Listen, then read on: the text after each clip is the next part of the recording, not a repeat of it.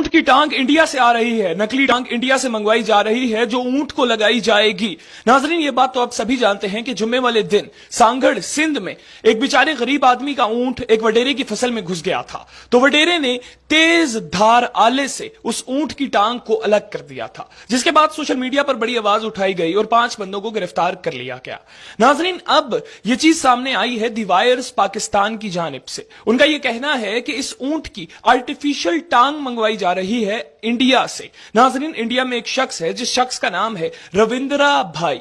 नाजरीन, रविंद्रा भाई को एहसास आया इस ऊंट का। मुझे नहीं लगता कि पाकिस्तान में ऊंट की नकली टांग कहीं पर बनाई जाती है, इसीलिए रविंद्रा भाई से कांटेक्ट किया जिनका ताल्लुक इंडिया से है, और उन्होंने ये बोला कि मैं इस ऊंट के लिए टांग भिजवाऊंगा। नाजरीन, मंडे को रविंद्रा जी उस टांग को दुबई भिजवाएंगे और फिर दुबई से वो टांग पाकिस्तान आ जाएगी और इस ऊंट को लगा दी जाएगी दी वायर्स पाकिस्तान के मुताबिक। नाजरीन, ये जो ऊंट है इसकी उम्र तकरीबन 8 से लेकर 9 महीने के दरमियान है। बहुत से लोग ये समझ रहे हैं कि ये ऊंट कुर्बानी का ऊंट था, लेकिन ये ऊंट कुर्बानी का ऊंट नहीं था, बल्कि ये ऊंट बच्चा था। नाजरीन, जब ये ऊंट फसल में घुसा, वडेरे की जानिब से जब इसकी टांग अलग की गई, तो नाजरीन इस ऊंट का मालिक टांग को लेकर सांगड़ प्रेस क्लब पहुंच गया। उधर जाकर एहतजाज किया तो पुलिस ने पहले तो नामालूम अफराद के खिलाफ मुकदमा दर्ज कर दिया। जब सोशल मीडिया पर यह खबर वायरल होने लगी तो 5 लोगों को गिरफ्तार भी कर लिया गया। उससे